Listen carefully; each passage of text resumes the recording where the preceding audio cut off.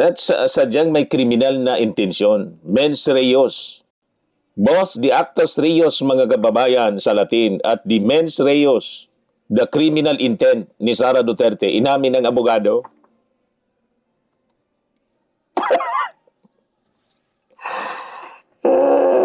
Sabi ko sa inyo, imbis maligtas si Sara, napahamak lalo, diniin mga kababayan ang mismong abogado niya.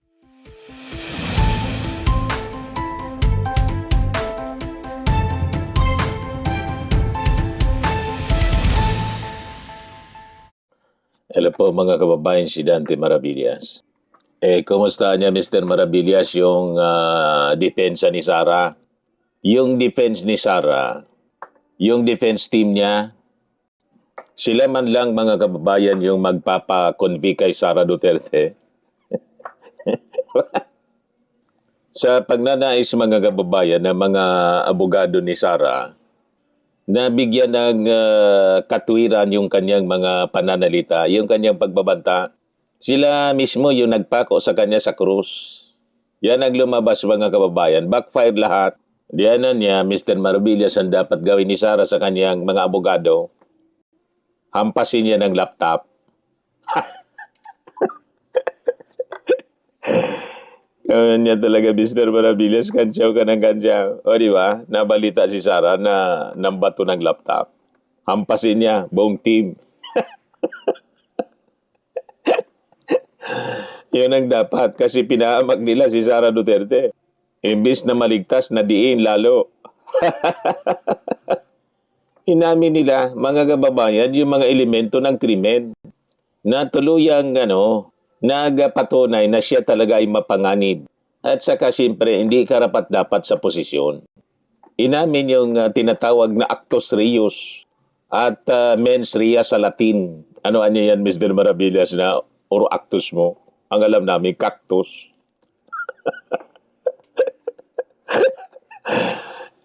Actus reus, mga kababayan. Yung physical na actus reus. Yung pagbabanta, inamin ng mismong abogado ni Sara Duterte. Si Atty. Mark Bintulan, inamin niya yung pagbabanta ni Sara Duterte. Yung binitawan niyang mga pananalita laban sa ating Pangulong Bongbong, kay Lisa Marcos at saka kay Martin Romualdez. After na aminin niya yung pagbabanta, the physical act of yung pagbabanta, gusto niyang magpalusot. At sinabi na ito yung response ni Sara Duterte bilang emosyonal na reaksyon sa trauma at galit. Dina-justify niya kasi na parte yun ng emotional response ni Sara. Di yung physical act, the actus reus, mga kababayan, inamin na ng kanyang abogado. O, di ba? At sadyang may kriminal na intensyon. Mens reus. Both the actus reus, mga kababayan sa Latin, at the mens reus, the criminal intent ni Sara Duterte, inamin ng abogado.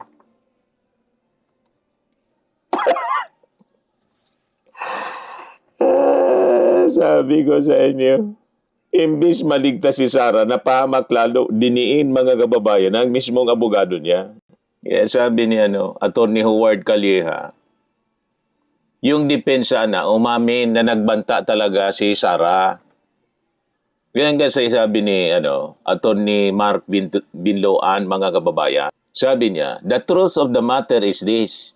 She and her family were threatened, and while her response was unconventional, it was justified. Sabi ni Mark Binloan, defense lawyer ni Sara Duterte. Kaya yung reaction ni Atty. Howard Calleja, ang sinasabi niya that the threat is justifiable. Inamin na niya na may threat. Natawa nga ako nang narinig ko yun .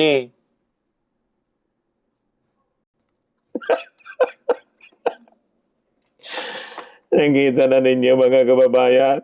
Sabi dito sa balita ng Pilipinas Today, mismong ang abogado ni Vice President Sara Duterte ang umamin na totoong pinagbantaan niya ang buhay ni President Ferdinand Marcos Jr. matapos itong i-justify ni Atty. Mark Binloan.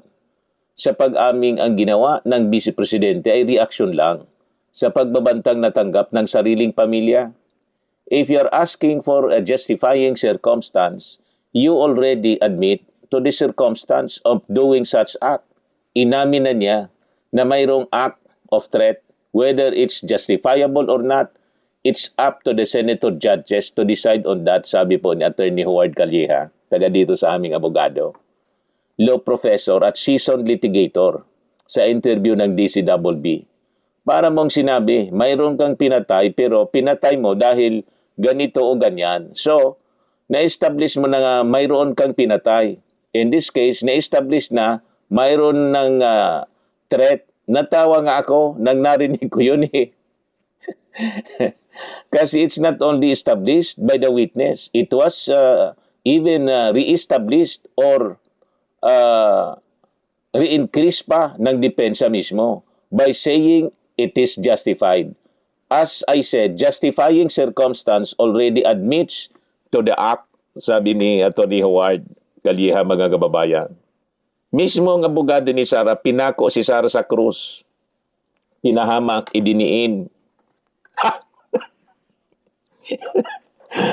Kaya malamang ampasin ito ng laptop. Puro pahamak. Kasi nga, sabi ko sa inyo mga kababayan, ang hirap na i-defend si Sara Duterte kasi yung ginawa niya, aktual, totoo, recorded, at na-witness nating lahat. Kaya mga kababayan, kahit gaano kagaling halimbawa ng abogado ni Sara, mahirapan po na ma-acquit si Sara Duterte kasi nga guilty. Recorded. At pag binago nila mga kababayan yung kanilang kwento, hindi man po paniniwalaan ng mga mamamayang Pilipino kasi nakita nating lahat. Tama po. Ngayon, sinubukan din ng defense ni Sara na palusutin ang Vice Presidente sa pagsasabing walang ebidensya niya na nagbayad siya ng totoong mamamatay tao or assassin. Ngunit mga kababayan, sa batas ng grave threat, ang pagbabanta mismo na papatayin yung tao ay isang pananakot na grave threat mismo. O di ba? Hindi kailangang matuloy ang pagpatay para maging guilty yung nagbanta. Tama? Kaya sabi ni Atty. Mark Binloan, there is no proof anya of any contracting of an assassin. She did not commit an impeachable offense. Sagot po ni House Prosecutor Representative Terry Ridon, hindi contract to kill yung pinag-usapan dito. Pinag-usapan dito yung pagbabanta ng Pangulong Pangulo. O, di ba? Basag. Tama. Sabi nga natin, baka humingi pa si Atty. Binloan ng kontrata, yung may notaryo. Mayroon na niya Mr. Maravillas na gustong magpapatay tapos pumirma ng kontrata, may notaryo pa ng abogado. Baka sila, gano'n ang paniwala nila, may notaryo ni Panelo para masabing totoo yung pangungontrata ng assassin.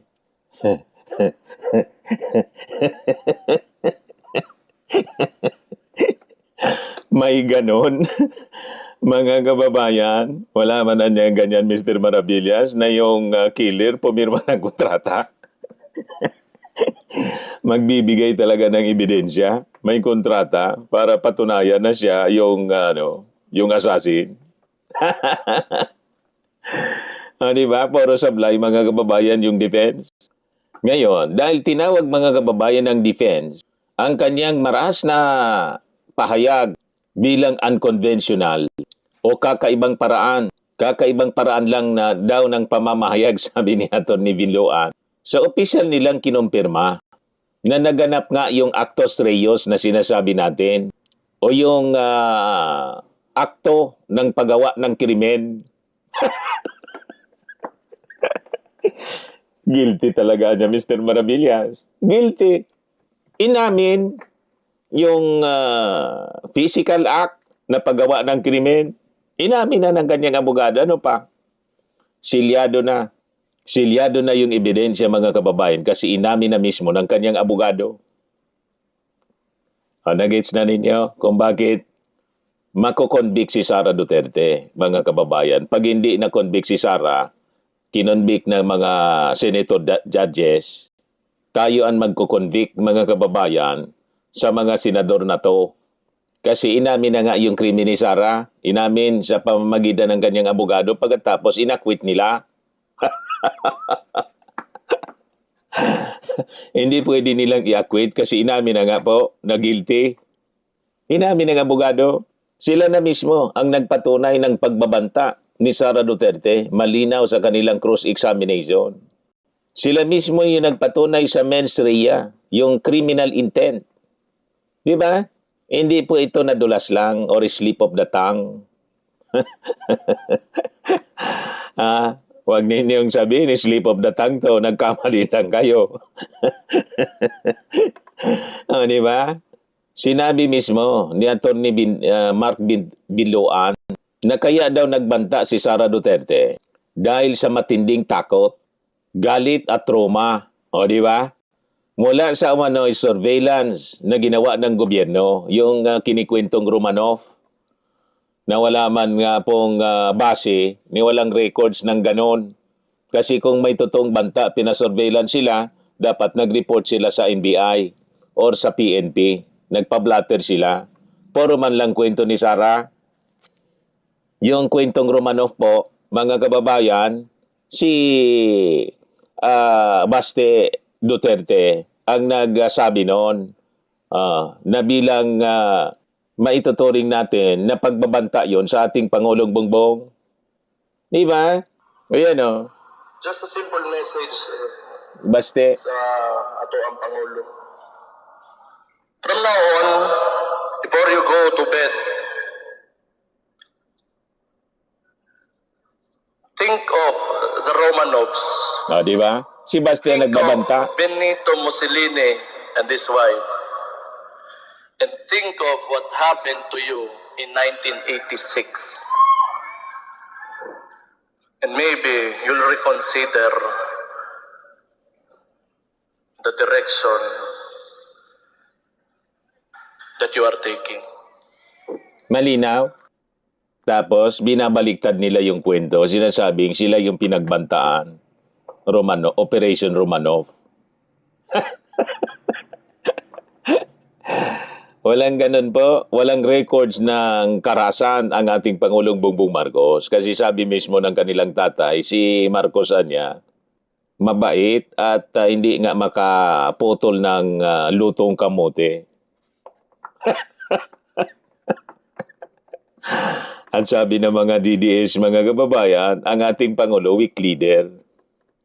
So, paano magbabanta ang isang weak leader? Sila yung strong leader.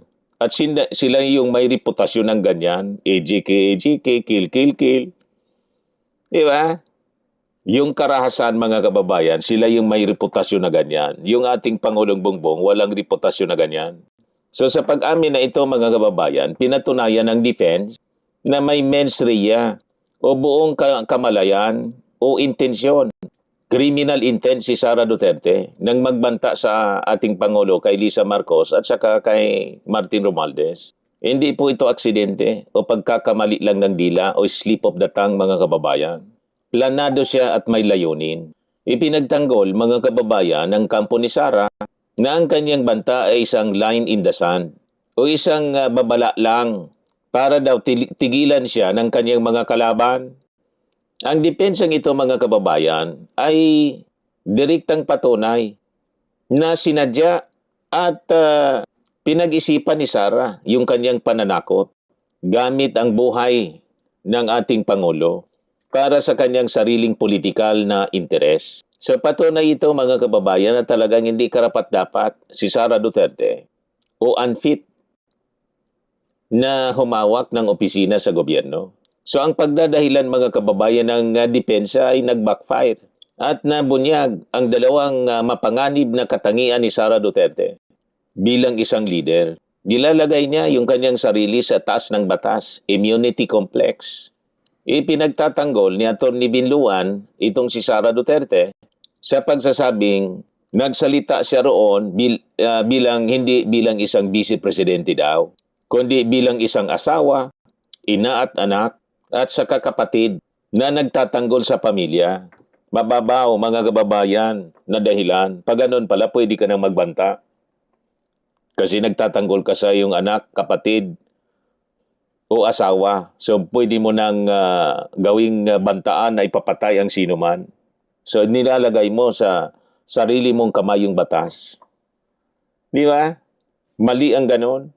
Pero ginastify, mga kababayan, inamin bilang depensa sana, pero nag-backfire. Depensa sana ni Atty. Binluan sa Vice Presidente. Kasi po, isa siyang baluktot na logic. Pinapakita ito, mga kababayan, na naniniwala si Sara na kapag galit o stress ang isang mataas na opisyal, may lisensya na siyang baliwalain ang ating konstitusyon at magbanta ng assassination. Di ba napaka-peligroso ang ganyang uri ng mindset, mga kababayan, ng isang opisyal? Pinapalabas niya, mga kababayan, na exempted siya sa batas. So isa siyang patunay, mga kababayan, na isa siyang diktador na leader. May diktador na kaisipan, mga kababayan. Ngayon, inilarawin din, mga kababayan, ng defense na ang pagbabanta ng Vice Presidente ay isang meltdown, bilang isang meltdown o emosyonal na pagkasira dahil po sa political na panggigipit daw. So ito po ay isang malaking sampal sa kanyang capacity, pag ganon. Kasi po, ang isang Vice Presidente ay dapat may matatag na emosyon at sapat na diplomasya. Hindi dapat nagme-meltdown, mga kababayan. Pag ganyan, talagang disqualified siya. Di ba? Unfit bilang Vice Presidente, unfit na maging Pangulo. Di ba? Kasi may intensyon na siya na tumakbo bilang Presidente. So, kino-confirm lang ng kanyang abogado na unfit si Sara Duterte nga. Di ba po? Kasi po, kung sa simpleng political na ingay at sinasabi ng surveillance na hindi pa nga po confirm kung totoo yun o kwento-kwento man lang nila, ay handa siyang magpapatay ng tao ng isang pinuno ng bansa. Pinapakita lang dito, mga kababayan, na wala siyang sapat na kontrol sa kanyang sarili, temperament, at saka emosyonal na kapanatagan para pamunuan po ang buong Pilipinas. So, pag ganyan ang kanyang pagkatao, pag-uugali, ilalagay tayo niyan sa peligro. Di ba? So, sa pagnanais ng kanyang abogado na i-justify yung mga aksyon ni Sara Duterte, ang kanyang mga abogado mismo ang nagpako kay Sara Duterte sa krus. Yun ang nangyari, mga kababayan. Inamin nila na nagbanta siya, actus reus. Inamin niya na sinadya ito dahil sa galit o mens rea. At pinatunayan din ng kanyang abogado na kapag nagigipit si Sara, ang kanyang instinct ay gumawa ng karahasan sa halip na batas, mga kababayan. Di ba malinaw? So ang depensa ni Sara, mga kababayan, ay hindi pagpapasubali sa impeachment. Ito po ay isang formal na pag-amin ng kanyang mga kasalanan. So kahit anong sigaw ng unconventional statement ng kanyang abogado, hindi kaya pong burahin ng kanyang mga propaganda. Ang opisyal na pag-amin ng sarili niyang abogado, si Atty. Mark Binluan,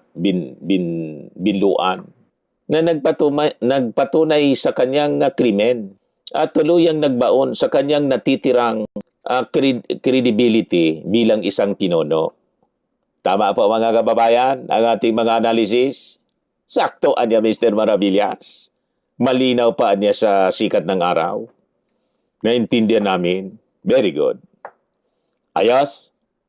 Sa mga naghanap ng malinis and spacious fitness gym, pumunta lang po kayo sa aming Colossal Fitness Gym. We also offer Grab Car Rental with our brand new 2023 model ng Toyota Innova. We also accept booking for those who are planning to travel via PAL, Cebu Pacific, and other airline companies, local and international, and bills payment for Meralco Bills, PLDT, Aleco Bills, etc. Ang Colossal Fitness Gym is located at 3rd floor Security Bank Building, Landco Business Park, Legazpi City, Albay. For inquiries, look for Chilon Maravillas. Contact number 0966-802-0949. Yan yung aming Innova. Lagi na pong matao sa amin. Pati mga foreigners po, tingnan ninyo. Mga British tourists sila. Ang lalaki ng katawan na, mga kababayan, nag-gym sa amin. Ito naman po, Indian National.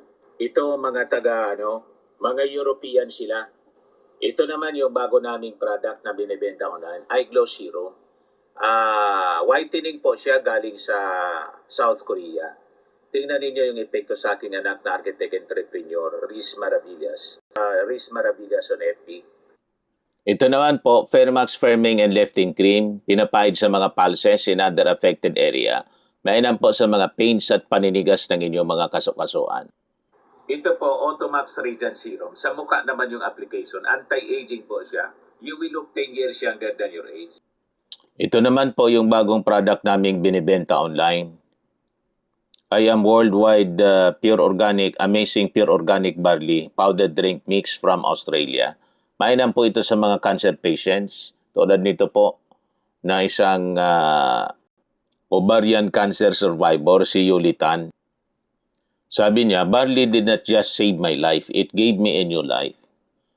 In 2019, Yuli faced the fight of her life. Through surgery and harsh chemotherapy, I am worldwide amazing pure organic barley became her source of strength. It boosted her immune system when she needed it most and gave her the energy to keep going. 100% organic siya po, immune system booster, trusted by survivors. For your inquiries and orders, dumiretso na lang kayo sa aking anak na architect entrepreneur, Riz Maravillas. Sa mga mahilig naman po, sa mga imported bags and wallets, dumiretso na lang kayo kay Ma'am Eileen Rosales, Eileen Closet, nakabase siya po sa Amerika. Yan yung kanyang live selling every Sunday. Mga kababayan, 7 o'clock in the evening, Philippine time.